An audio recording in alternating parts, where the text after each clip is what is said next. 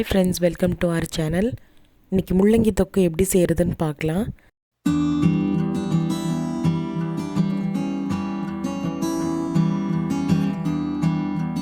முள்ளங்கியில் வந்து சாம்பார் இல்லைன்னா குருமா தான் நான் யூஸ்வலாக பண்ணிகிட்டு இருந்தேன். என் ஃப்ரெண்டு ஒருத்தவங்க தான் எனக்கு இந்த ரெசிபி சொல்லி கொடுத்தாங்க. அவங்க சொல்லும்போது கூட நான் நம்பலை, இது எப்படி நல்லாவா இருக்கும் அப்படின்னு நினச்சிட்டு இருந்தேன். ஆனால் செஞ்ச பிறகு தான் தெரிஞ்சது இது முள்ளங்கின்னு யாராலும் கண்டுபிடிக்கவே முடியாது. கொஞ்சமாக எண்ணெய் ஊற்றிட்டு கடுகு தாளிக்கிறதுக்கு போட்டுக்கோங்க. அது கூடவே கொஞ்சமாக சீரகமும் போட்டுக்கோங்க, வாசனையாக நல்லாயிருக்கும். இப்போ தாளிக்கும் போது சும்மா ஒரு 2-3 வரமிளகாய் வந்து கிள்ளி போட்டுக்கோங்க. இந்த மண் சட்டி வந்து நான் ரீசெண்டாக வாங்கினது. மிளகாயில் நல்லா வறுபட்ட பிறகு நான் ஒரு பெரிய சைஸ் வெங்காயம் கட் பண்ணி வச்சுருக்கேன். எவ்வளோ மெலிசா வேணாலும் கட் பண்ணிக்கோங்க. இப்போ அது கூட சேர்த்துக்கலாம். இன்ஃபேக்ட் நீங்கள் பெரிய வெங்காயத்துக்கு பதிலாக சின்ன வெங்காயம் யூஸ் பண்ணிங்கன்னா இன்னும் கூட டேஸ்ட் நல்லாயிருக்கும். மெட்டலில் இருக்க சமையல் பாத்திரத்துக்கும் இதுக்கும் என்ன வித்தியாசம் அப்படின்னா, இது வந்து ஸ்டார்டிங் கொஞ்சம் ஸ்லோவாக இருக்கும். ஆனால் நல்ல ஹீட் ஆகிடுச்சு அப்படின்னா சமையல் ரொம்ப ஈஸியாக முடிஞ்சிடும், சீக்கிரம் குக் ஆகிடும். இதில் பார்த்தீங்கன்னா பாருங்கள், வெங்காயம்லாம் டக்கு டக்குன்னு கலர் மாறிடுச்சு.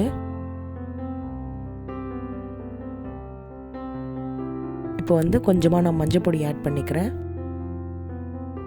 ஏன்னா முள்ளங்கி கொஞ்சம் ஃப்ளேவர்ஃபுல்லாக இருக்கும் இல்லைங்களா, அதனால் கொஞ்சம் மஞ்சள் பொடி போட்டோன்னா அந்த ஸ்மெல் கொஞ்சம் கம்மியாகும். மோஸ்ட்லி குழந்தைங்க அந்த ஸ்மெல்லுக்காக தான் இந்த முள்ளங்கியை சாப்பிட மாட்டாங்க. ஆனால் டயபெட்டிஸ் அப்புறம் பிபி இருக்கவங்க இது வந்து முள்ளங்கி எப்படி பச்சடி மாதிரி செஞ்சு குக் பண்ணாமலே சாப்பிட்றது ரொம்ப நல்லது. இப்போ வந்து இது கூடவே ஒரு தக்காளி போட்டுக்கலாம். இது அவங்கவுங்க டேஸ்ட்டுக்கு புளிப்பு கொஞ்சம் ஜாஸ்தியாக வேணும் அப்படின்னா நீங்கள் 2 தக்காளி சேர்த்து கூட போட்டுக்கலாம். நான் ஒரு தக்காளி தான் போட்டிருக்கேன். இப்போது தேவையான அளவு உப்பு சேர்த்துக்கிட்டேன். முள்ளங்கி பார்த்தீங்கன்னா இந்த மாதிரி கட் பண்ணினாலும் சரி, உங்களுக்கு கட் பண்ண டைம் ஆகும் அப்படின்னு நினச்சா நீங்கள் கேரட் திருவியில் வந்து கொஞ்சம் பெரிய சைஸில் திருவி வச்சுக்கோங்க.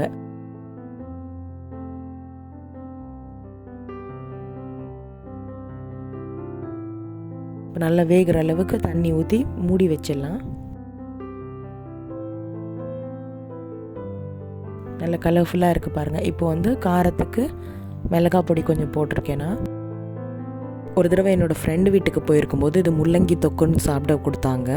நான் இதை ட்ரை பண்ணவே இல்லை, எப்படியும் இது நல்லாவே இருக்காது அப்படின்னு சொல்லிட்டு நான் ட்ரை பண்ணல. அவங்க ரொம்ப கம்பல் பண்ணி இதை கொஞ்சம் சாப்பிட்டு பாருங்க அப்படின்னு சொல்லவும் கொஞ்சமாக டேஸ்ட் பண்ணி பார்த்தேன். உண்மையிலே சூப்பராக இருந்தது.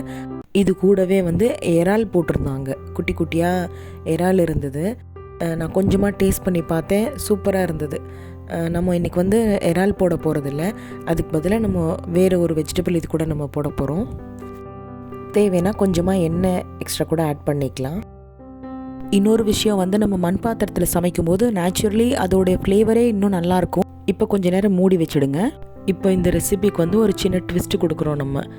எப்படின்னா, கேப்சிகம் வந்து கொஞ்சம் கட் பண்ணி, இது வந்து அயன் பேன் தான், இரும்பு தாளிக்கிற கரண்டி. இது நம்ம இரும்பில் நம்ம வந்து தாளிக்கும் போது அதோட டேஸ்ட்டே ரொம்ப தனியாக இருக்கும். அதுவும் கேப்சிகம் வந்து நான் இந்த மாதிரி தான் ஃப்ரை பண்ணுவேன்.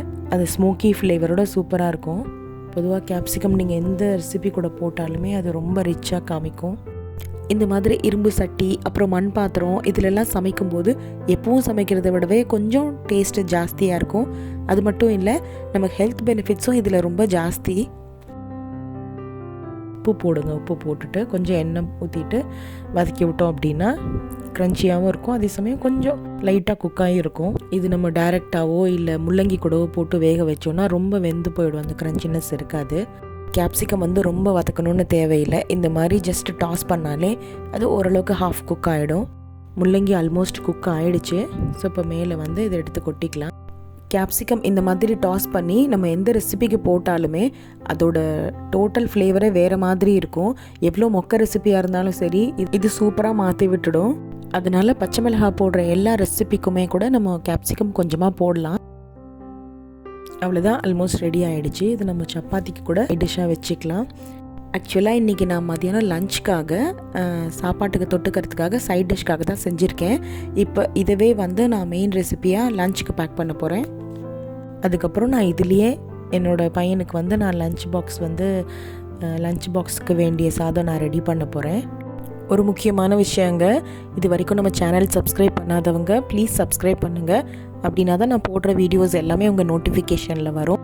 இந்த வீடியோவுக்கு கீழே அந்த ரெட் கலர் பாக்ஸில் சப்ஸ்கிரைப்ன்ற பட்டனை ப்ரெஸ் பண்ணிவிட்டு பக்கத்தில் இருக்க பெல்லை டச் பண்ணிங்க அப்படின்னா ஆட்டோமேட்டிக்காக சப்ஸ்கிரைப் ஆகிடும். நம்ம சேனலை சப்ஸ்கிரைப் பண்ண அத்தனை பேருக்கும் என்னோட ஹார்ட்ஃபுல் ஆஃப் தேங்க்ஸ். இப்போது இந்த வீடியோவை எவ்வளோ பேர் சப்ஸ்கிரைப் பண்ணாமல் பார்த்துட்டு இருந்தாலும் சரி, ஸோ நீங்களும் ஏதோ ஒரு விதத்தில் என்னை என்கரேஜ் பண்ணுறீங்க. So thank you very much for the viewers and the subscribers who are watching our video right now. நான் இதுவே பாருங்கள், இப்போ இன்னொரு ட்விஸ்ட் பண்ண போகிறேன். இதில் அதே கடாயை வச்சுட்டு நீங்கள் நடுவில் மட்டும் கொஞ்சம் ஸ்பேஸ் ரெடி பண்ணி கொஞ்சமாக எண்ணெய் போட்டுட்டு, ஏன்னா இதுவே கம்ப்ளீட்டாக நம்ம சாதம், இதில் நான் சாதம் கிளற போகிறேன். கொஞ்சமாக எண்ணெய் ஊற்றிட்டு இதில் ஒரு முட்டை உடச்சி ஊற்ற போகிறேன். முட்டை கம்ப்ளீட்லி ஆப்ஷனல் தான். முட்டை பிடிக்காத குழந்தைங்களுக்கு நீங்கள் ஸ்கிப் பண்ணிக்கலாம். இது ஒரு சில குழந்தைங்க பார்த்தீங்கன்னா அந்த எக் ஃப்ளேவர் இருந்தாலே சாப்பிடுவாங்க. இல்லை முட்டை வேணாம் அப்படின்னா அதுக்கு பதிலாக நம்ம பன்னீர் குட்டி குட்டியாக நம்ம ஃப்ரை பண்ணி இது கூட ஆட் பண்ணிக்கிட்டால் சூப்பராக இருக்கும்.